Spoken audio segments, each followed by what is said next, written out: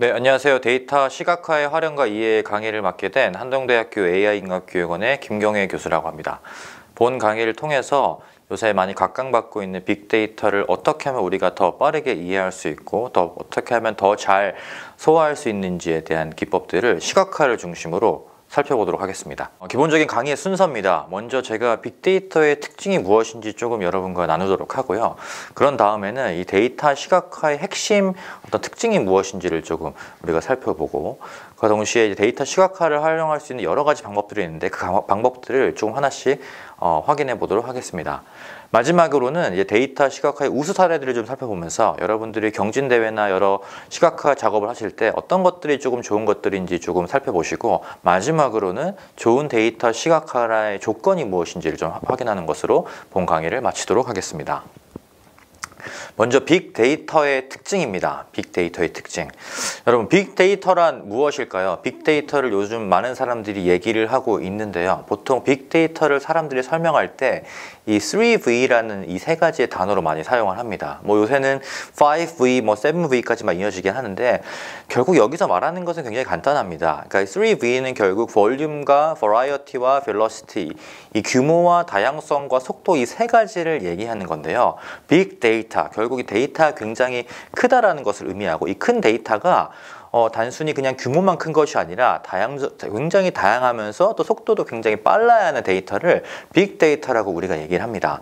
우리가 기본적으로 뭐든지 간에 크면 클수록 다 좋다라고 생각을 하잖아요. 돈도 많으면 많을수록 좋고 집이나 차도 크면 클수록 좋다고 생각하는데, 데이터도 이와 굉장히 유사합니다. 데이터도 크면 클수록 작은 데이터보다 훨씬 더 좋다고 우리가 생각을 해볼 수가 있거든요.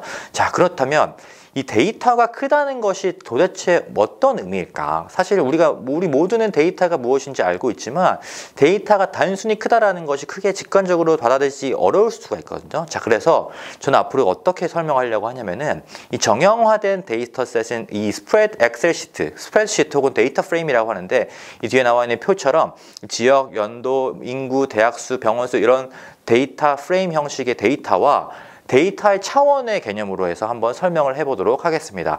뒤에 나와 있는 엑셀 시트와 데이터의 차원을 통해서 우리가 빅데이터가 무엇인지, 빅데이터의 특징이 무엇인지 한번 살펴보도록 하겠습니다.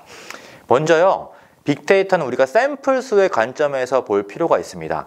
빅데이터라는 것은 다른 한마디로 말하면 데이터의 샘플이 굉장히 많다라는 것을 의미합니다. 자, 데이터의 샘플을 우리는 관측치라고도 얘기를 하거든요. 결국 이 엑셀 시트, 스프레드 시트를 보게 됐을 때 이 줄 하나의 행을 우리가 하나의 observation, 하나의 샘플이라고 하고, 데이터 샘플이 많다라는 건요, 이 행 또는 이 observation, 관측치가 많다라는 것을 의미합니다. 결국 어떤 하나의 현상을 데이터화했을 때 관측되고 있는 데이터의 양이 무수히 많다라는 것을 의미합니다. 이걸요, 데이터의 차원으로 옮겨 생각을 해보면요, N차원이라고 하는 데이터의 차원이 있다고 했을 때 데이터의 샘플이 많다라는 것은 굉장히 많은 점들을 우리가 플러팅을 할 수 있다는 것과 그 의미와 같습니다. 자, 그렇다면 샘플의 수가 많다는 것이 과연 어떤 의미인가? 샘플의 수가 많다는 건요, 그만큼 내가 많은 것들을 고려할 수 있다, 많은 경우의 수를 고려할 수 있다는 것과 같습니다. 데이터 분석에서 특히 이 부분이 굉장히 중요한데, 무슨 말이냐? 예를 들어서 내가 우리나라에서 어떤 지역이 가장 살기 좋은 지역일까 예측 모델을 한다고 했을 때 아주 많은 데이터 샘플을 확보할수록 우리가 어떤 자신감이 생길 수 있는 거예요. 아, 내가 100개를 고려하지 않고 10,000개의 샘플을 고려했다는 것은 10,000개의 경우의 수를 생각했다는 것 같기 때문에, 기본적으로 우리는 생각했을 때 데이터 수의 혹은 데이터 샘플의 수가 많다는 것을 우리가 훨씬 더 많은 경우의 수를 고려할 수 있다. 다른 의미로는 분석의 불확실성을 확 줄일 수 있다라고 우리가 생각을 해볼 수가 있습니다. 또 하나의 빅데이터의 특징은 변수의 관점에서 생각해 봐야 되는데, 변수가 굉장히 많다는 것이 빅데이터의 특징입니다. 데이터의 변수 혹은 이 엑셀 시트에 나와 있는 이 컬럼이라고 하는 것들은요, 어떻게 보면 데이터의 특성이라고 하거든요. 여기 나와 있는 이 그림, 이 데이터 프레임처럼 보세요. 지역, 서울, 경기도, 제주도 여러 지역이 있다고 했을 때 이 지역의 특성들을 우리가 연도로 볼 수 있고, 인구로 볼 수 있고, 대학수로 볼 수 있고, 병원 수로도 볼 수 있는 거거든요. 이런 식으로 데이터 프레임의 어떤 열 혹은 컬럼 혹은 데이터의 차원이라고 하는 것을 우리가 데이터의 변수라고 얘기합니다. 자, 변수가 많다는 것은 결국 어떤 의미냐? 컬럼이 굉장히 많다라는 것을 의미하고요. 다른 의미로는 우리가 어떤 하나의 포인트, 하나의 점을 설명할 수 있는 무수히 많은 정보가 있다. 혹은 무수히 많은 차원적인 정보가 있다라고 생각을 해볼 수가 있습니다. 아까 이전 슬라이드에서 샘플이 많다라는 것이 굉장히 경우의 수를 많이 고려할 수 있다라고 얘기했잖아요. 차원이 많다라는 건요, 내가 정말로 다양한 측면을 볼 수 있다고 얘기하는 거죠. 지금 이 예시만 봤을 때 우리가 뭘 볼 수 있냐? 예를 들어 서울만 하더라도 서울의 인구수는 얼마나 되는지, 몇 개의 대학이 있는지, 몇 개의 병원이 있는지 한 3가지 정도의 정보밖에 볼 수가 없거든요.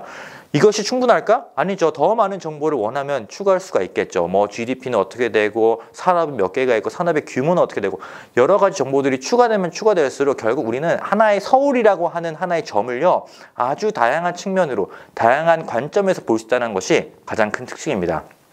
변수가 많을수록 우리는 데이터의 다양한 특성을 고려할 수 있게 되고요. 기본적으로 변수가 많으면 많을수록 우리가 할 수 있는 일 혹은 우리가 고려할 수 있고 우리가 바라볼 수 있는 데이터의 관점이 굉장히 많아진다라고 생각을 해볼 수가 있습니다.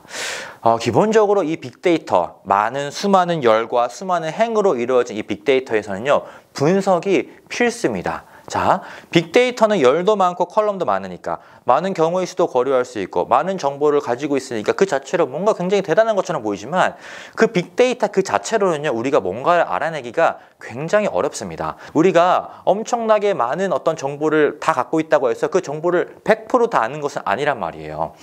빅데이터 분석은 그래서 기본적으로 데이터의 전처리와 데이터 분석이라는 두 가지의 축으로 우리가 구성을 해서 반드시 수행을 해야 됩니다. 자, 그럼 빅데이터의 전처리, 데이터의 전처리는 어떤 의미냐? 데이터를 하나의 분석 가능한 형태로 변환하는 것을 우리가 데이터 전처리라고 하고요. 데이터 분석은 이 전처리된 데이터를 통해서 어떤 유의미한 결과를 뽑아내는 것을 데이터의 분석이라고 합니다. 자, 한마디로 다시 요약을 하면은 빅데이터라는 이 방대한 양의 데이터를 그 자체로는 이야기가 절대로 불가능하기 때문에 우리는 데이터도 분석 가능한 형태로 가공해야 되고 또 가공한 형태의 데이터를 통해서 추가적인 인투이션이나 시사점을 뽑아낼 수 있는 데이터 분석을 수행을 해야 합니다. 이 빅데이터의 특성이 우리에게 주고 있는 중요한 시사점이 있어요. 이것들이 이 시각화에서 굉장히 중요한 부분이기도 한데, 첫 번째, 효율성이 굉장히 중요합니다. 자, 여러분 두 가지 케이스를 한번 비교해 볼게요. 책 한 권 읽기와 책의 요약본 읽기. 책 한 권을 읽으려면요, 사실 굉장히 많은 시간이 필요하거든요. 그죠? 근데 내가 그 책 한 권을 처음부터 끝까지 다 읽는 것이 아니라 책의 요약본을 읽는 것은 어때요? 훨씬 더 효율적으로 내용을 읽을 수가 있죠. 그리고 우리가 보통 요약본이라고 했을 때 요약본은요, 물론 이 방대한 양의 글을 확 줄이긴 했지만 그 요약본 안에 핵심적인 내용, 꼭 알아야 되는 내용들이 다 포함됐다는 것을 알 수 있습니다. 자, 효율성의 측면에서 책 한 권을 읽는 것과 책 요약본을 읽는 것, 당연히 책의 요약본을 읽는 것이 훨씬 효율적으로 중요하겠죠. 자, 빅데이터를요, 엄청나게 큰 데이터잖아요. 빅데이터를 잘 다룬다는 것은요, 빅데이터 안에 포함되어 있는 모든 정보를 일일이 보는 것이 좋은 게 아니라요, 빅데이터 안에 있는 중요한 정보를 아주 적은 비용으로 빠르고 쉽게 이해하는 것이 굉장히 중요합니다. 그래서 실제로 빅데이터 전문가, 빅데이터를 잘 다루는 사람들은 빅데이터 전체를 다루는 사람이라기보다는 빅데이터 안에 있는 중요한 내용들을 빠르게 이해할 수 있는 능력이 굉장히 중요합니다. 두 번째는요, 차별성의 중요성이에요. 빅데이터가요, 이제 한 개인, 한 기관의 것이 더 이상 아니에요. 사람들이 이제 정보가 공유하는 것이 얼마나 중요한 건지, 그리고 정보를 공유할수록 그 가치가 더 높아진다는 것을 깨닫기 시작했거든요. 자, 그 말은 뭐냐? 우리 모두가 아는 사실과 나만 아는 사실 두 개를 비교하는 것과 마찬가지로 우리 모두가 아는 사실과 나만 아는 사실 중에서 어떤 것이 더 가치가 있냐? 당연히 모두가 아는 사실보다는 나만 아는 사실이 굉장히 중요하잖아요. 자, 여기서 제가 뭘 말하고 싶은 거냐면은 결국 데이터라는 거는 나만 가질 수 없고 모두가 다 가지고 있을 텐데 그 안에는 분명히 모두가 아는 사실도 존재할 수도 있고 나만 아는 사실도 존재할 수가 있습니다. 자, 그래서 빅데이터를 다룰 때 가장 중요한 것 중에 하나는 그 데이터 안에 있는 아주 뻔한 혹은 모두가 다 알 법한 내용을 얘기하는 것보다요, 내가 분석을 통해서 알아낸 남들은 모르는, 남들은 눈치채지 못한 특별한 내용, 차별적인 내용을 찾아내는 것이 굉장히 중요합니다. 빅데이터 속에 의미 있는 내용을 찾는 그런 차별성이 이 빅데이터 안에서 굉장히 중요하다고 우리가 생각을 해볼 수가 있습니다. 시각화란 결국 이런 역할을 하는 거예요. 그러니까 시각화라는 단어가 사실 눈으로 볼 수 있게 만든다는 의미와 같거든요. 자, 그럼 데이터 시각화는 뭐냐? 데이터가 우리 모두에게 주어졌어요. 나만 가지고 있는 데이터가 아니에요. 우리 모두가 똑같은 데이터를 가지고 있다고 했을 때 이 데이터 안에 이 무수히 많은 데이터, 제가 이 그림에 넣은 것처럼 이 모래알과 같은 엄청나게 많은 데이터 속에서 보이지 않는 어떤 숨겨있는 가치를 찾아내는 것이 데이터 시각화의 핵심적인 내용입니다. 빅데이터 속에서 정보를 찾는 건요, 마치 모래 속에서 바늘을 찾는 것 같아요. 어떻게 보면은 여기 나와 있는 모래알보다 훨씬 더 많은 정보가 이 빅데이터에 포함이 되거든요. 자, 그렇다고 했을 때 우리는요, 시각화를 통해서 이 무수히 많은 정보 안에서 아주 효율적으로 중요하고 차별적이고 독특한 정보들을 도출해내야 되는데, 시각화는 이것을 아주 탁월하게 수행해 줄 수 있게 해주는 좋은 아주 효과적인 툴이라고 생각해 보면 좋겠습니다. 자, 그러면은 기본적으로 우리가 시각화에 대한 핵심적인 개념을 한번 살펴보도록 할게요. 빅데이터 분석에서의 시각화의 역할이란 무엇일까? 저는 크게 한 두 가지 정도로 보고 있는데, 첫 번째는 데이터의 탐색입니다. 실제로 데이터의 탐색만 하는 탐색적 데이터 분석, Exploratory Data Analysis라고 하는 EDA라고 하는 또 전문적인 분석 방식이 있거든요. 이게 결국 뭘 하는 거냐면요, 내가 어떤 데이터가 딱 주어졌을 때 이 데이터가 도대체 어떻게 생겼고 어떤 특징이 있는지를 확인하는 과정이 바로 이 EDA, 탐색적 데이터 분석입니다. 자, 이 데이터가 어떻게 생겼는지는요, 마치 우리 사람이 어떤 사람을 보고 어떻게 생겼는지 보는 거랑 되게 비슷해요. 우리가 어떤 사람을 봤을 때 그 사람의 생김새를 사실 딱 먼저 보잖아요. 이 사람의 키는 어떻고, 머리는 얼마나 길고, 뭐 눈은 크고 작고, 뭐 이런 것들을 많이 보잖아요.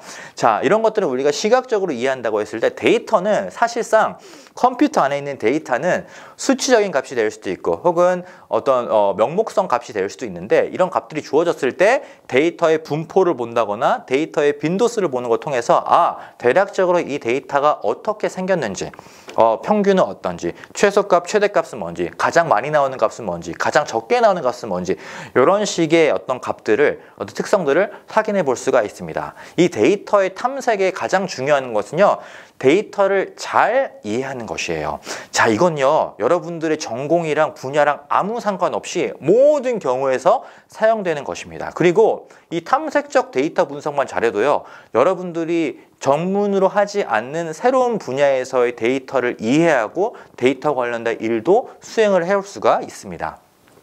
두 번째 시각화 역할은요, 분석 결과를 요약을 하는 거예요. 결국 데이터 분석 프로젝트를 쭉 수행하다 보면 데이터 분석을 결국 하잖아요. 분석한 결과는 보통은 어떤 수치적인 값이거든요. 뭐 확률적인 값이 될 수도 있고, 예측 값이 될 수 있고, 아니면 통계적인 뭐 개수일 수도 있는데, 자, 그렇다고 했을 때 이 값을 그냥 그대로 딱 보여주게 되는 것보다 어떤 시각화된 자료를 사용하면요, 훨씬 더 데이터의 분석 결과를 훨씬 더 잘 요약해서 전달할 수가 있습니다. 똑같은 1000이라는 값이 결과로 나왔다고 했을 때 그 1000이라는 숫자를 딱 보여주는 것과 1000과 관련된 시각화된 자료를 보여주는 것의 어떤 효과성은 엄청나게 큰 차이가 있거든요. 우리가 이런 말이 있잖아요. 백문이 불여일견이라는 말이 있잖아요. 우리가 100마디 말을 하는 것보다 한번 딱 보여주는 게 훨씬 더 정확하거든요. 데이터 분석 결과도 마찬가지예요. 실제로 데이터 분석 결과를 하면 무수히 많은 숫자 혹은 텍스트의 결과물이 쭉 나오게 되는데, 이것을 그대로 보여주기보다는 시각화된 자료를 만들게 주면은 훨씬 더 나의 결과를 잘 포장할 수 있다, 잘 표현할 수 있다라고 생각을 해볼 수가 있습니다. 결국 데이터 분석 결과를 압축해서 잘 전달하는 것이 너무나 중요한데, 시각화는 이것을 가장 잘하게 만들어줄 수 있는 중요한 테크닉이라고 볼 수가 있겠습니다. 자, 이 시각화를 얘기할 때 우리가 여러 가지 것들을 좀 생각을 해야 되는데, 지금부터는요, 우리가 시각화를 보통 얘기할 때 고려해야 되는 몇 가지 특성들을 좀 한번 얘기를 해볼게요. 먼저 시각화의 단위예요. 이게 생각보다 굉장히 중요한 개념 중에 하나거든요. 우리가 기본적으로 데이터를 분석을 할 때요, 이 Unit of Analysis라고 하는 분석의 단위라는 개념을 많이 씁니다. 자, 데이터의 분석의 단위는요, 보통은 우리가 하나의 엑셀 시트가 주어졌다고 했을 때 하나의 행이 어떻게 설명되는지가 보통은 데이터의 분석의 단위입니다. 물론 이 분석의 단위를 하나의 행을 여러 개의 어떤 행을 합쳐가지고 하는 것도 가능하겠지만 아주 디폴트한 세팅으로 봤을 때는 하나의 행이 하나의 데이터 분석의 단위라고 보게 되는데요. 시각화의 단위도 거의 비슷해요. 그러니까 뭐냐면은 여러분들이 보고자 하는 분석의 단위에 따라서 시각화의 단위가 달라지게 된다라고 하는 거죠. 자, 근데 여러분 우리가 이런 것들을 좀 생각을 해봐야 돼요. 우리가 빅데이터 안에서 데이터 시각화를 한다. 다른 의미로 말하면 무수히 많은 데이터와 무수히 많은 어떤 차원 안에서의 시각화 자료를 만들 때 핵심은요. 우리가 방대한 정보를 2차원 평면으로 축소하는 것이 이 시각화의 핵심이에요. 그러니까 물론 우리가 원한다면은 뭐 3차원의 어떤 데이터를 시각화하는 것도 물론 당연히 가능하지만 대개는 우리가 데이터 분석 결과를 뽑아낼 때는 하나의 2차원 평면에서의 어떤 화면 안에서 혹은 종이 안에서 내가 표현을 다 하잖아요. 그 말은 뭐냐? 내가 뭘 만들지 간에 어떤 나의 표현 방식은 2차원 안에서 무조건 표현이 가능해야 한다. 자, 그 말은 시각화의 단위를 우리가 잘 설정해야 된다는 것을 또 분명히 의미를 합니다. 내가 설명하고자 하는 대상을 데이터의 분석 단위로 이제 설정하는 것이 굉장히 중요한데 여기서 우리가 생각을 해야 될 거. 어차피 우리가 표현할 수 있는 것은 2차원의 어떤 평면으로 표현하기 때문에 이 2차원 평면에서 가장 잘 설명할 수 있는 어떤 분석의 단위가 무엇인지를 항상 생각을 해야 된다. 두 번째 포인트는 뭐냐면요. 여러분 시각화를 여러분들이 어떤 R이 됐든 파이썬이 됐든 결과물들을 만들어내잖아요. 그때 여러분들이 반드시 이거를 기억을 해야 돼요. 내가 만든 결과물의 분석의 단위가 무엇인지. 내가 만드는 분석의 결과가 아까 예시를 왔던 것처럼 하나의 지역이 될 수도 있고요. 하나의 개인이 될 수도 있고요. 하나의 국가가 될 수도 있는 겁니다. 그런 것들을 항상 주안점에 맞춰서 내가 지금 이 시각화를 통해서 어떤 단위의 특성, 어떤 단위의 데이터적인 특성을 시각화하고 싶은지를 정확하게 구분하고 그것을 토대로 시각화를 만드는 것이 굉장히 중요합니다. 그 다음 시각화의 이제 정보의 수예요. 아까 제가 얘기했지만 결국 우리는 2차원 평면에서 어떤 정보를 제공해야 되거든요. 근데요 2차원 안에서 우리가 제공할 수 있는 정보가 몇 개 안 돼요. 일단 기본적으로 X, Y축이 하나, 두 개 정도 넣을 수 있겠죠. 그럼 정보가 두 개가 들어가는 거예요. 그리고 그 2차원의 축 안에서 그 점이나 어떤 특성들을 색과 도형과 크기를 통해서 우리가 조금 차이를 둘 수가 있겠죠. 거기서 정보가 하나에 또 3개일 거예요. 자, 그 기본적으로 한 5개 플러스 마이너스 1 해가지고 5개 미만의 이상의 어떤 정보들 우리가 2차원 평면에서 제공을 할 수 있는 건데 각기 다른 정보를 서로 다른 수단을 통해서 전달한다는 것이 가장 큰 특징입니다. 무슨 말이냐? 내가 2차원 평면 안에서 축을 2개를 두고 색깔도 다르게 하고 도형도 다르게 하고 크기도 다르게 한다는 건요. 그만큼 서로 다른 정보를 제공하고 싶다는 것을 의미해요. 그죠? 자, 근데 보세요. 우리가 기본적으로 다루고 있는 빅데이터는 엄청나게 정보가 많단 말이에요. 그래서 컬럼이 100개라고 해봅시다. 그 100개의 차원을 5개의 차원으로 줄이는 건요. 굉장히 어려운 일입니다. 그 안에서 중요한 걸 내가 뽑아내야 되는 것도 굉장히 어렵거든요. 자, 이럴 수 있잖아요. 내가 5개가 충분해 라고 할 수도 있지만 아니야, 이 5개로는 부족해. 내가 더 많은 정보를 반드시 집어넣어야 돼 라고 할 때는요, 이런 방법이 있어요. 우리가 지수라는 것을 활용하는 거예요. 지수라는 건 뭐냐면은 그냥 여러분들이 가지고 있는 데이터 상에 있는 그 컬럼 값 그대로 사용하는 것이 아니라 여러 컬럼들을 조합해서 새로운 의미를 갖는 어떤 변수를 만들어 주는 거죠. 뭐 행복지수, 뭐 지니지수 이런 것들이 다 지수의 한 종류인데 지수를요 꼭 어떤 전문 기관이 만드는 것이 아니라요 시각화를 하는 사람이 내가 설명하고자 하는 개념을 잘 드러낼 수 있는 어떤 수식적인 표현을 만들어 놓고 그것을 컬럼에 넣으면요 사실상 이 지수가 하나의 컬럼에 들어가게 되고 그 지수가 최소 3, 4개의 정보를 취합하고 있다고 하면요 우리는 5개 더하기 4, 총 9개의 정보를 우리가 제공할 수 있게 되는 겁니다. 그래서 정보의 수를 우리가 잘 고려할 필요가 있고 필요에 따라서는 혹은 내가 추가적인 정보를 제공하고 싶다면 지수를 활용하는 것도 가능합니다. 그리고 정보 전달 스케일이 굉장히 중요합니다. 실제로 이런 오류들을 많은 사람들이 저지르는데 이제 이런 거예요. 기본적으로 데이터 시각화를 하는 사람들은요, 그 데이터에 대해서 알고 있어요. 그죠? 예를 들어서 누군가가 저에게 A라는 데이터를 줘서 시각화를 시키면요. 저는 그 데이터를 쭉 뜯어보겠죠? 그러면 그 데이터의 특성을 대체로 알고 있을 겁니다. 그런데 문제는 여기서 나옵니다. 이 데이터가요. 일률적인 데이터가 전혀 없어요. 예를 들어서 지금 영천시의 어떤 그 주민 데이터와 포항시의 주민 데이터가요. 영천시가 만들고 포항시가 만들었다고 하면요. 이 두 개의 데이터가 같은 정보, 같은 컬럼 정보를 갖고 있다고 하더라도 생김새가 다를 수 있어요. 어떻게 다르냐? 측정의 단위가 다를 수가 있거든요. 예를 들어서 영천시에서는 인구수를 1000명 단위로 끊을 수도 있고 포항시에서는 인구수를 10명 단위로 끊을 수도 있는 거예요. 즉 그 말은 뭐냐? 그 컬럼 안에서 있는 값들이 다 다르게 해석돼야 된다는 말이거든요. 자, 측정 단위의 문제. 100이 됐든 1000이 됐든 10,000이 됐든 100만이 됐든 간에 측정 단위가 다 다를 수 있다는 게 하나의 특징 중에 하나인데, 자, 이 여러분들이 측정 단위를 그대로 쓸 때 고려해야 될 부분은 이거예요. 만약에 여러분들이 어떤 시각화 자료를요, 절대적인 값으로 사용한다 라고 하면 여러분들이 측정 단위를 아주 조심해서 사용을 해야 됩니다. 무슨 말이냐? 내가 지금 제가 여기 나와 있는 것처럼 어떤 소득을 가지고 Y축을 둔다고 하잖아요. 그러면요, 이 소득에 대한 어떤 측정의 단위를 정확하게 명시를 해주고 그것을 설명을 해줘야 돼요. 왜? 내 절대적인 값을 가지고 그대로 쓰기 때문에. 자, 근데 보통은 우리가 시각화를 할 때 절대적인 값을 쓰냐 상대적인 값을 쓰냐를 굉장히 많이 고민은 하긴 하거든요. 자, 이 이유는 그겁니다. 결국 시각화의 핵심은 그거예요. 내가 정보를 잘 요약해서 축약해서 전달하고 싶은 거잖아요. 근데 절대적인 값은요, 그렇게 와닿지 않을 수가 있습니다. 예를 들어서 포항시의 소득과 영천시의 소득을 절대적인 값으로 비교한다고 했을 때 그 둘의 차이가 크게 와닿지 않을 수가 있어요. 그 금액이.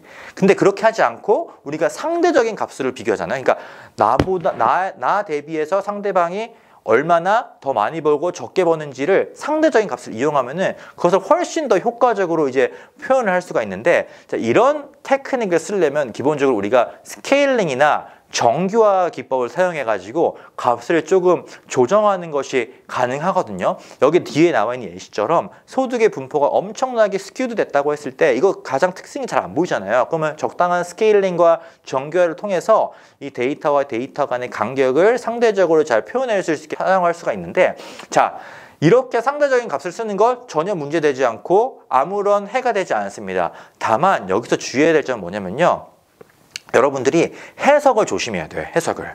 절대적인 값은 그 값 그대로 우리가 비교를 하기 때문에 그냥 고지고대로 나와 있는 값 그대로 비교를 하면 되지만요, 상대적인 값은 한마디로 누구 대비해서 A에 대비해서 B가 어떤지 상대적으로 해석을 하는 거기 때문에 해석을 할 때 조금 유의해서 내가 절대적으로 해석하지 않고 상대적인 개념을 이용해서 해석을 해야 된다는 것을 여러분들이 기억을 하면 좋겠습니다. 그리고 시각화의 입력값도 굉장히 또 중요해요. 그러니까 보통은 데이터 시각화를 할 때 크게 두 가지 종류의 인풋을 사용됩니다. 하나는 wide format이라고 하는 것이고요. 하나는 long format이라고 하는 겁니다. wide format은 기본적으로 우리가 통상적으로 알고 있는 데이터 프레임의 형식이에요. 컬럼이 여러 개가 있고 또 로우가 쭉 있는 방식으로 각 변수를 개별 열로 표현하는 방식, 이걸 wide format이라고 하고요. long format은 각 변수를 단일 열로 이렇게 쭉 표시를 하는 거예요.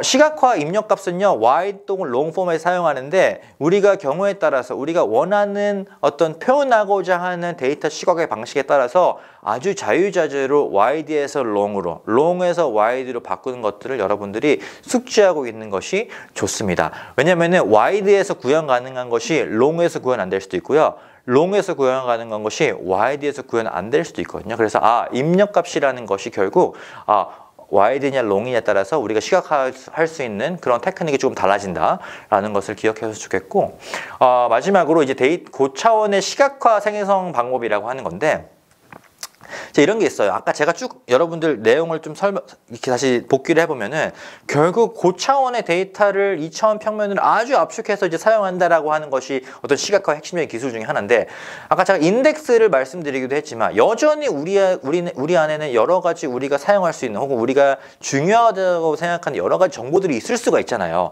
그럴 때는 요새 어떻게 하냐, 이 인터랙티브 시각화 또는 대시보드라는 개념을 사용합니다. 인터랙티브 시각화는 뭐냐면요, 우리가 시각화 자료를 웹 기반으로 만드는 거예요. 웹 기반이란 뭐냐? 내가 시각 자료를 인터넷에 딱 올려가지고 사용자가 선택을 할 수 있게 만들어주는 거예요. 그래서 사용자가 그냥 2차원 평면에 고정된 값을 보는 것이 아니라 값이 변했을 때 어떤 추가적인 정보를 볼 수 있는지를 조건별로 시각화 결과를 제공할 수 있다는 것이 하나의 특징입니다.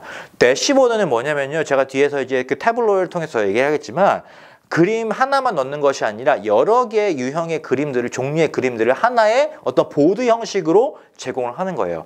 이런 두 가지의 기법을 사용하면요. 아까 2차원 평면에서 제공할 수 없는 그 제한적인 정보 이상의 정보들을 추가적으로 여러분들이 제공을 할 수가 있습니다. 그리고 시각화의 유형은 또 여러 개가 있겠죠. 스캐터 플롯, 뭐 라인 플롯, bar 플롯, 박스 플롯, 파이 플롯, 맵 플롯, 굉장히 여러 가지가 있는데요. 제가 시간이 많지 않기 때문에 이 내용을 전체 커버할 수 없지만 여기서 제가 조금 말씀드리고 싶은 거는 제가 여기 특징을 써놨거든요. 그러니까 스캐터 플롯, 경향성, 라인 플롯, 추세, bar 플롯, 빈도수, 박스 플롯, 기초 통계량, 파이 플롯, 비중, 맵 플롯, 지역별 차이. 그거 뭐냐면은 기본적으로 이런 그림들을 썼을 때 사람들이 기대하는 혹은 사람들이 가장 효과적인 전달 방식이라 하고 하는 정보 내용이에요. 예를 들어서 라인 플롯. 라인을 쭉 그려주는 거잖아요. 보통은 어떤 시계열적인 흐름이 어떤지를 보여줄 때 라인 플롯을 많이 사용하거든요. 이런 특징들을 잘 파악하셔서 여러분들이 결국 전달하고자 하는 내용이 경향성이냐, 추세냐, 빈도수냐, 혹은 비중이냐, 혹은 지역별 차이냐 이런 것들을 1차적으로 파악한 이후에 거기에 가장 최적화된 시각화 유형을 선택하는 것이 중요하다고 할 수가 있겠습니다. 자, 그 다음부터는 데이터 시각화 방법을 조금 살펴보도록 하겠습니다.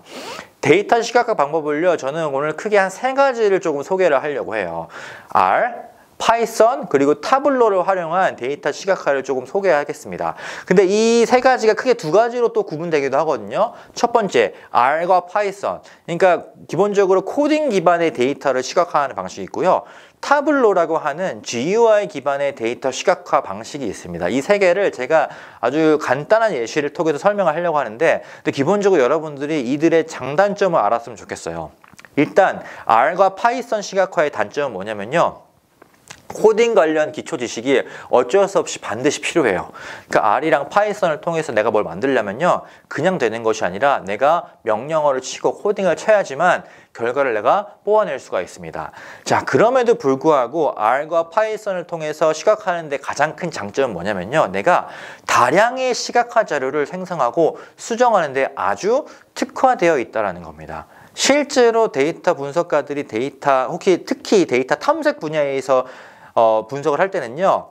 무수히 많은 그림들을 만들어내야 되거든요. 그러니까 데이터를 빠르게 이해하기 위해서. 자, 그럴 때 R이나 파이썬을 통해서 내가 코드의 시각화 코드를 딱 만들어 놓으면요. 내가 이렇게 한번 보고 저렇게 한번 보고 아주 코드 몇 글자만 바꾸는 것을 통해서 무수히 많은 시각화를 자료를 만들어낼 수 있고 그걸 통해서 데이터를 빠르게 이해할 수가 있거든요. 그래서 기본적인 장점은 다량의 시각화를 빠르게 만들어서 빠르게 수정하는데 아주 특화되어 있다.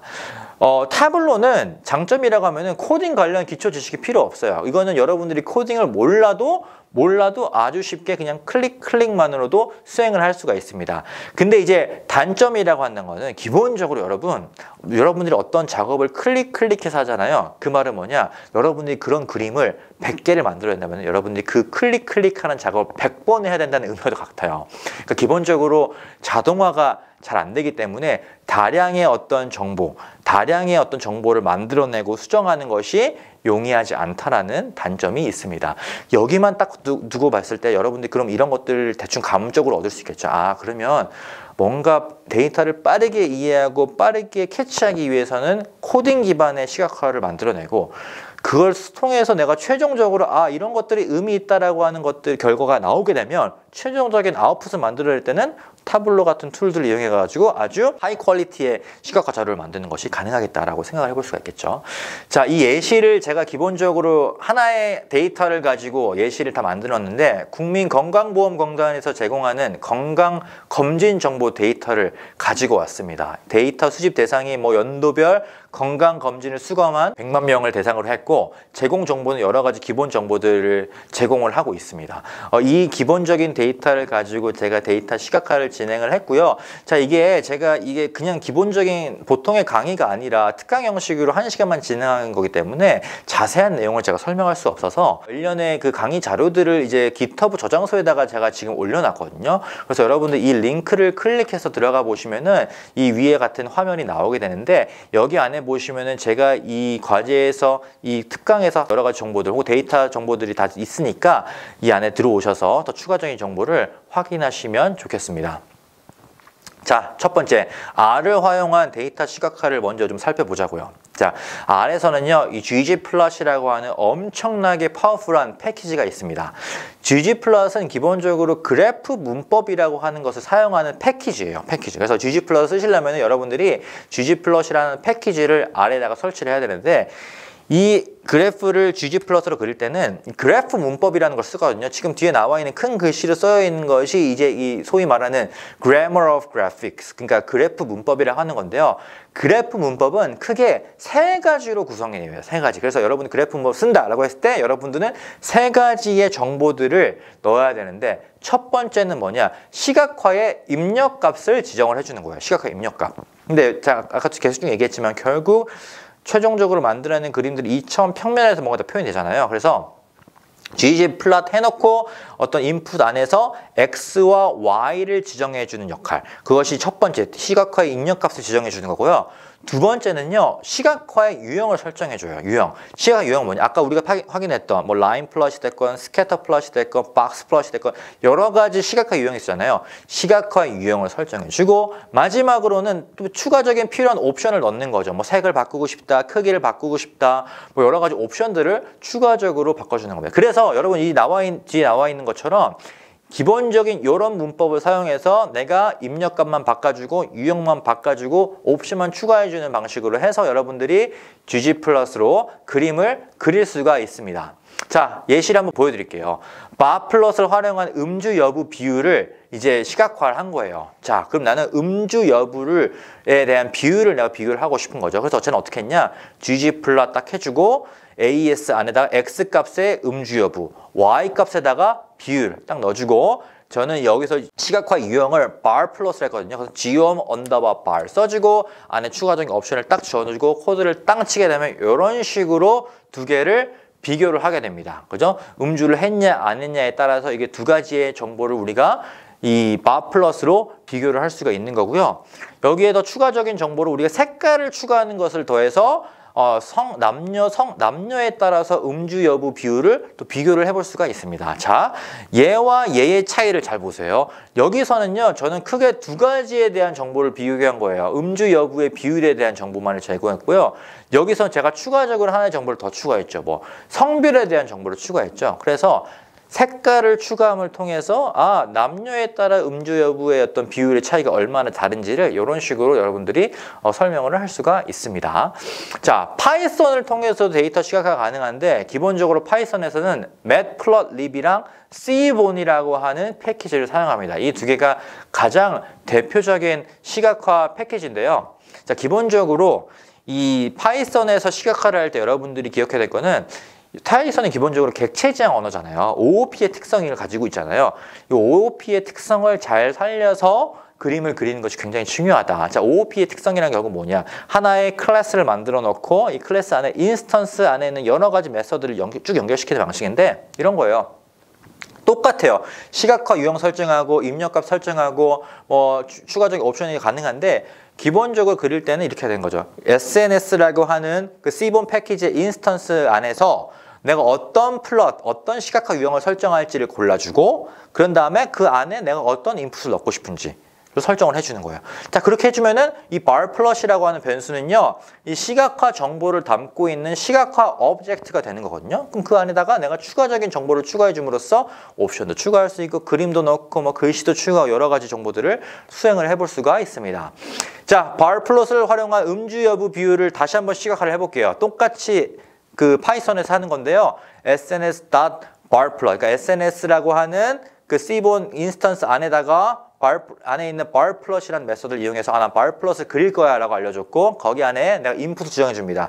X는 음주 여부, Y는 비율, 그리고 이런 데이터를 쓸 거야 라고 한 상태에서 엔터를 딱 쳐주게 되면 bar 플롯이라고 하는 하나의 시각화 오브젝트가 생기게 되거든요. 그럼 이 오브젝트 안에 또 여러 가지 옵션들이 있어요. 레이블도 바꿔주고 타이틀도 바꿔주고 이렇게 해서 땅 치게 되면 이런 식으로 여러분 동일한 결과를 여러분들이 뽑아낼 수가 있습니다. 자, 우리가 원하면 성별 정보도 당연히 추가할 수가 있겠죠. hue 해서 equal 성별을 해주면요. 남녀에 따른 음주 여부의 비율을 동일하게 만들어줄 수가 있습니다. 그러니까 기본적인 로직은 R이 됐든 파이썬이 됐든 다 똑같은 거예요. 보세요. 제공하는 정보가 똑같잖아요. 어떤 데이터를 가지고 너 시각화할래? 어떤 X와 Y 값을 쓸래? 그리고 어떤 너 특성을 가지고 너 더 추가할래? 그 정보만 추가를 해주면은 여러분들 R이든 파이썬이든 동일하게 시각화할 수 있다. 다만 큰 차이라고 한다는 것은 파이썬은 OOP 특성을 가지고 있기 때문에 오브젝트를 업데이트하는 방식으로 시각화자를 만들어야 된다. 그것이 가장 큰 특징입니다. 자, 그 다음은 타블로를 이용한 데이터 시각화를 좀 보겠습니다. 아까 제가 앞에서도 간략하게 언급하긴 했지만 타블로는 코딩 방식이 아니에요. 클릭, 드래그 앤 드랍 방식이거든요. 그래서 훨씬 더 직관적인 방식이고요. 여러분들이 이 단순히 타블로만 배워도 아주 고차원의 어떤 고급, 하이 퀄리티의 어떤 시각화 자료들을 만들어낼 수가 있습니다. 제가 이거 한번 비디오를 만들었는데 자, 보시면 이 비디오를 보시면 여러분 어떻게 제가 시각화 자료를 만드는지 보고 있고 자, 코딩 1절 안 하고 있거든요. 코딩 1절 안 하고 앞에서 만든 똑같은 그림을 지금 만들어 보는 겁니다. 나 이런 변수 넣을 거야. 음주 비율을 정보 넣을 거야. 라고 해서 클릭을 해주고 거기서 내가 만약에 남녀 비율로 남녀에 따른 차이를 보고 싶다라고 하면은 남녀 정보를 또 하나 추가를 해서 색깔만 다르게 해서 이런 식으로 정보를 보여줄 수가 있겠죠. 훨씬 더 쉽죠. 근데 이런 거예요. 이런 그림을요. 다른 경우에 다른 케이스에 대해서 10개, 100개 더 만들고 싶다. 그 말은 이 클릭하는 작업을 100번 더 해야 된다는 뜻이 같거든요. 그래서 아까 말씀드렸지만 이 드래그 앤 드랍 방식은 굉장히 쉽고 진입장벽이 낮지만 여러 개를 다수의 그림을 생산하는 데는 그렇게 적합한 녀석은 아니다라는 것 확인해 보실 수가 있을 겁니다. 더 자세한 내용은 GitHub에 올라온 내용들을 조금 더 확인하시면 좋을 것 같고요. 자, 최종적으로 이렇게 대시보드를 이렇게 만들어 주는 거예요. 음주 관련 데이터 시각화 대시보드. 그러니까 대시보드라는 거 아까도 말씀드렸지만 하나의 정보가 아니라 여러 개의 정보를 잘 나열해가지고 보여주는 거잖아요. 이렇게 만드는 것도 충분히 가능합니다. 그리고 이 정도의 대시보드 만드는데 많은 노력, 사실 엄청나게 깊게 공부하지 않아도 여러분들 간단하게 하실 수가 있습니다. 자, 지금까지 우리가 파악했던 거는 이 데이터를 어떻게 시각화하냐, R과 파이썬과 타블로의 사례를 봤다면요. 지금부터는요, 우리 주변에 있는 데이터 시각화의 우수 사례들을 조금 하나씩 살펴보면서 어떤 것들이 좀 좋다고 하는 시각화 자료인가라는 것들을 살펴보도록 하겠습니다. 첫 번째 예시, 산불 발화 요인 분석 시각화예요. 이거는 아주 간단한 데이터입니다. 뭐냐면은 산불 관련된 데이터를 다 수집해가지고 도대체 산불이 발생한 요인들이 뭐고 이 안에 그들 간의 어떤 비중을 비교를 한 거죠. 기본적으로 여러분 우리 산불 하면 이런 생각 많이 하잖아요. 겨울에 추울 때 건조할 때 산불이 많이 난다. 마치 무슨 산업재해처럼 어떤 산업에서 불이 많이 난다 이렇게 생각하잖아요. 근데요. 확인을 해보니까 어떤 특정 요인이라기보다는 개인의 부주의에 의해서 일어난 산불이 훨씬 더 많더라고요. 보시면은 부주의가 차지하는 비중이 73%나 돼요. 나머지는 다 원인이 있는 방화가 됐든 방화 의심, 뭐 자연적 요인 이런 것들은 25% 미만이란 얘기죠. 자, 이 단순한 그림이 결국 어떤 메시지를 던져주느냐? 야, 산불 결국 우리가 조심하지 않기 때문에 많이 나는 거다. 다른 의미로 얘기하면 우리가 조금이라도 조심하면 혹은 조금이라도 관련된 교육만 잘 구축하면은 산불을 막을 수 있다, 예방할 수 있다라는 아주 단순한 메시지를 이 그림 하나로 던질 수가 있는 겁니다. 그 다음 사회복지 현상 분석 관련된 시각화예요. 그러니까 기본적으로 우리나라의 복지 어떤 수혜를 어떤 사람들이 받는지를 보는 건데 기초생활수급자 그리고 차상위 계층의 사람들이 주로 어떤 또 수급을 받는지 급여별 수급 비율을 쭉 이렇게 비교를 한 거죠.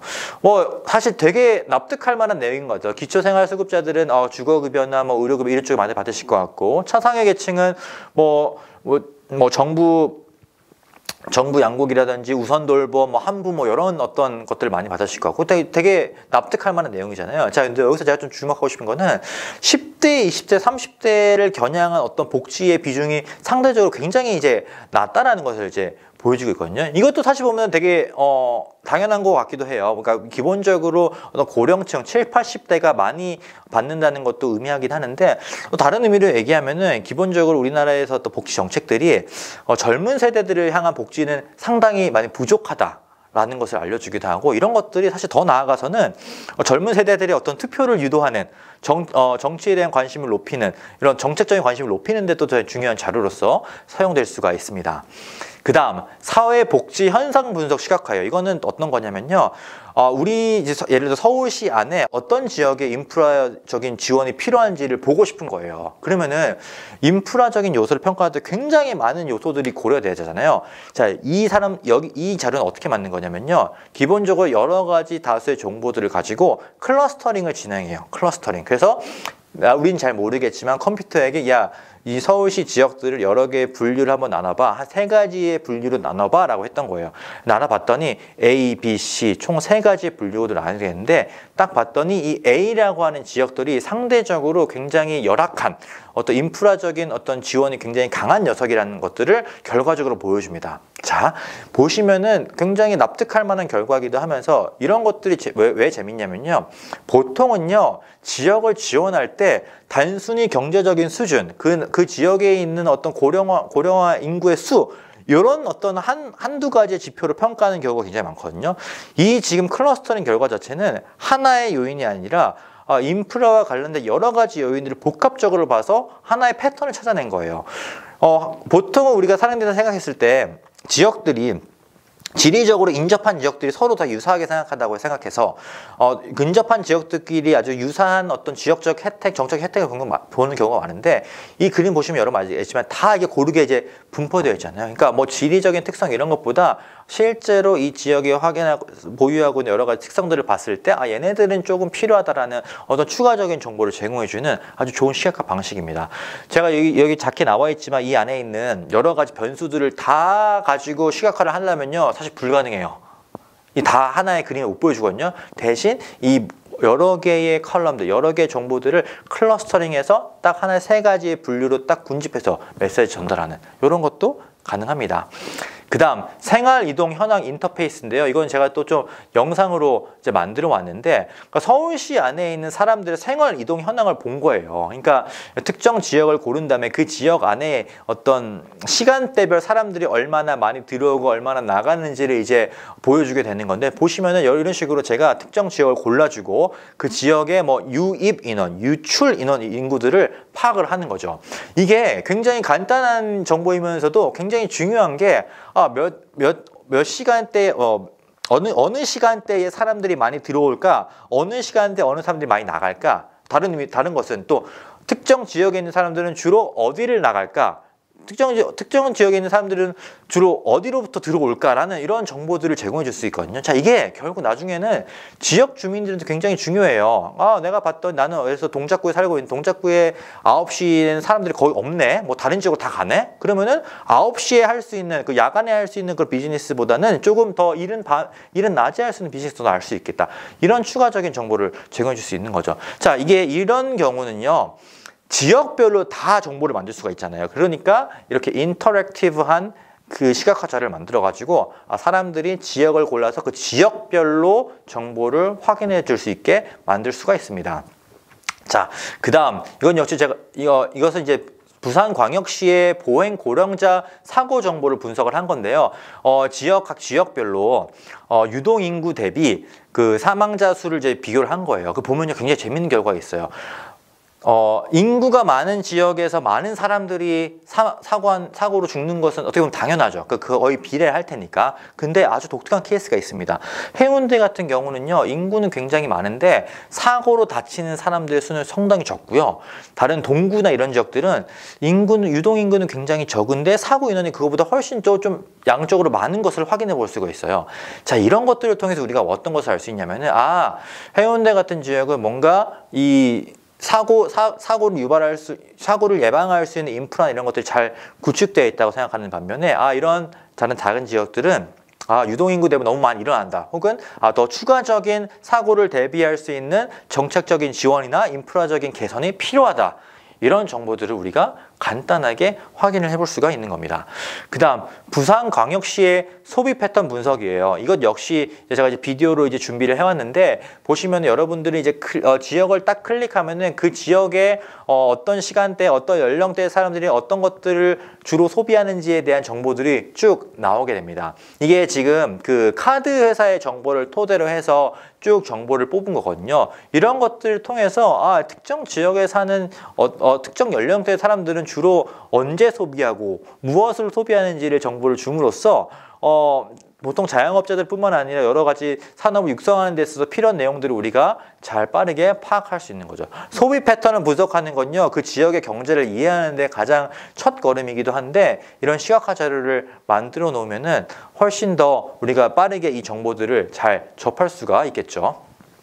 자, 그 다음 광주시에서 만든 자살 현황 분석입니다. 이것도 굉장히 좀 재미있는 것 중에 하나인데 보시면요, 광주시의 자살 수가 줄어들다가 갑자기 이제 급격히 증가를 하거든요. 자, 여기서는 제가 좀 이런 걸 얘기해 싶어요. 자, 이런 식으로 내려가는 추세에 있던 그래프 갑자기 팍 뛰잖아요. 이거는 사실 정상적인 건 사실 아닙니다. 그죠? 그러니까 기본적으로 우리가 시각화자를 만들었을 때는요, 해석이 반드시 중요한데 이런 식으로 너무 불규칙적인 어떤 스파크가 딱 튄다고 했을 때 여러분 한번 의심을 해보고 혹은 이거 관련된 원인을 파악을 해야 되거든요. 자, 이렇게 늘어난 이유는 무엇이었냐? 단순히 갑자기 자살 사고가 일어났어요. 갑자기 뭐 상황이 안 좋아졌어요. 그런 게 아니라요. 실제로 광역시의 어떤 인구수가 급격하게 증가하는 시점이 있었거든요. 그러니까 도시 재생이나 개발 사업을 성공적으로 광주시가 이제 운영을 하면서 동구와 광산구의 인구가 대폭 증가하는 일이 있었는데 그와 맞물려서 자연스럽게 자살 사망자 수가 늘어나는 결과였다. 그래서 이런 것들도 우리가 생각을 해볼 수가 있는 내용인 겁니다. 자, 그 다음 2021년 전국 범죄수 및 인구 경찰 정보 동향이에요. 그러니까 범죄 건수와 인구 대비 경찰 정보의 어떤 수를 비교를 하는 건데요. 당연히 서울과 경기도에 많은 인구가 있고 많은 범죄 건수가 일어나겠죠. 사람들이 많이 사니까. 그죠? 이건 굉장히 당연한 부분인데 조금 특징적인 것이요. 제주시 같은 경우는요.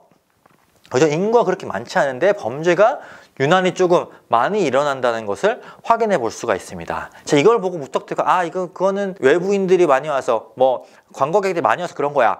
그렇게 이해할 수도 있겠지만 그런 것보다는 기본적으로 경찰이 많지가 않은 거예요. 그러니까 하나의 경찰이 커버해야 되는 인구의 수가 다른 지역보다 훨씬 많기 때문에 범죄를 조금 예방하기 어렵다.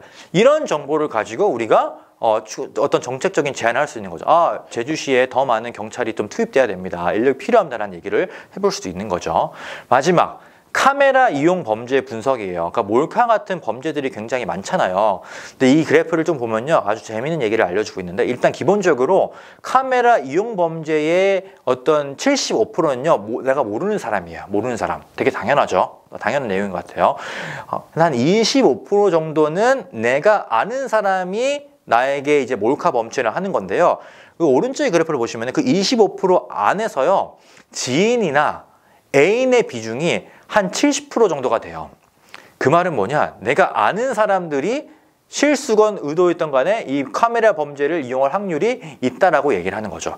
이런 것들이 결국 뭘 얘기해 주면요, 기본적으로 우리가 촬영을 할 때 카메라 활용에 대한 어떤 인식의 개선이나 어떤 교육이 굉장히 필요하다는 것을 또 알려주게 됩니다. 왜냐하면 사람들은 보통 몰카 범죄 하면 내가 모르는 사람이 하는 제3자가 나에게 저지르는 범죄를 생각하기 쉬운데 실상 보니까 물론 그렇게도 맞기도 하지만 내가 아는 사람 중에서 특히 내가 가깝다고 하는 사람들 중에서도 그런 범죄가 일어난다는 것을 좀 각인시켜주는 그런 메시지를 담고 있습니다. 자, 마지막입니다. 좋은 데이터 시각화의 조건이 무엇인지에 대해 좀 얘기를 해보고 이 강의를 좀 마치려고 합니다.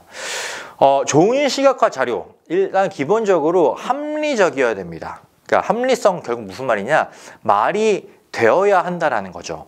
시각화 자료는요, 앞에서 계속 쭉 제가 얘기하고 있지만 어떤 정보의 압축, 어떤 정보의 요약이에요. 그래서 사람들이 이 시각 자료를 딱 봤을 땐요, 일단 기본적으로 이 시각화 자료가 말이 되는지 안 되는지를 기본적으로 확인할 수밖에 없어요. 왜냐하면 이것은 그냥 단순한 정보를 딱 보여주는 것이 아니라 다량의 정보를 압축해서 보여주는 거거든요. 그럼 이 압축이 제대로 잘 됐냐? 압축하는 과정에서 혹여 중요한 정보가 누락된 것은 아닌지, 압축되는 과정에서 혹여 중요한 정보가 누락되거나 왜곡된 것은 아닌지를 파악하는 것이 굉장히 중요한데, 이 말이 되어야 된다는 것은 그런 의미에서 굉장히 중요합니다. 지금 미국과 한국의 어떤 대선 결과를 이제 비교했는데요. 사실 우리가 기본적으로 알고 있는 사회적 통념과 크게 다르지 않잖아요. 그러니까 이런 기본적인 조건을 만족해야 되는 것이 시각화의 첫 번째 조건, 말이 되어야 합니다. 근데요, 말이 되는 것도 굉장히 중요하지만요, 말이 되는 시각화를 만드는 건요, 사실 크게 의미는 없어요. 그러니까 시각화 자료가 말만 되잖아요. 그 시각화 자료는 사실 유명무실하게 됩니다. 결국 시각화에서 제시해야 되는 거는 참신성, 새로운 정보를 반드시 제공할 수 있어야 됩니다. 자, 우리가 시각화를 하는 사람들이 보통 빠지는 실수가 이런 거예요. 내가 엄청나게 많은 시간을 투자해서 엄청나게 많은 정보를 이쁘게 그래프로 만들었어요. 그죠? 그 자체로 굉장히 나는 그 그림에 대해서 애착을 갖게 되고 그 그림이 되게 중요하다고 생각을 하는데, 냉정하게 봤을 때 그 그림이 뻔한 얘기만 하고 뭔가 새로운 정보를 제공해주지 못하고 한다면요, 사람들은 분명 그렇게 얘기할 거예요. 그래서 어쩌라고. 그죠? 그 어차피 아는 정보를 뭐하러 시각화로 만들었어? 라고 얘기할 수도 있는 거예요. 시각화 자료는요, 새로운 정보를 반드시 제공해 줄 수 있어야 합니다. 자, 이게 지금 우리가 가장 최근에 많이 사용하는 그래프 중에 하나예요. 그러니까 연도별로, 시대별로 연령대별 인구수를 보여주는 거죠. 이 그래프 되게 간단하거든요. 누구라도 만들 수 있는 건데, 이 그래프를 통해서 우리가 어떤 것을 얘기하냐, 이 그래프를 통해서 우리가 고령화 시대를 얘기를 합니다. 지금 우리가 2023년에 살고 있는데, 지금 10대, 20대의 어떤 젊은 층의 그 인구수가 점점 줄어들고 있고, 나중에는 마치 항아리 모양처럼 대다수의 인구가 고령대에 머물고 있고 젊은 층은 많이 남지 않는 그 시대가 결국 온다고 얘기를 하는 거거든요. 이거 굉장히 간단한 그래프인데 이게 우리한테 엄청난 경각심을 주는 거예요. 우리가 고령화가 다가오고 있다. 이미 우리는 고령화 시대에 살고 있다. 우리가 고령화를 대비해야 된다는 메시지를 던져주고 있는 겁니다. 시각화 경진대회 같은 거 할 때 제가 평가자로 들어가 보아서 느끼는 공통점 중에 하나가, 시각화 스킬이 다들 대단한 것 같아요. 아주 팬시하고 아주 멋진 테크닉들을 사용하는데요, 그 안에서 참신한 새로운 정보를 제공해 주지 못하면요, 그거는 그냥 빛 좋은 개살구밖에 될 수 없다는 것을 미리 조금 말씀을 드리고 싶습니다. 그래서 여러분들이 가지고 있는 역량을 가지고 좋은 시각화 자료를 만들되, 항상 그 안에서 내가 어떤 새로운 정보를 전달할 수 있는지에 대한 냉철한 검토와 자기 확인이 반드시 필요할 거라는 생각이 듭니다. 네, 제3회 영천시 공공데이터 활용 경진대회가 4월 15일부터 6월 24일까지 신청을 받고요. 26일, 27일 예선평가 이후에 7월 10일 날 결선평가하는 방식으로 진행이 되게 됩니다.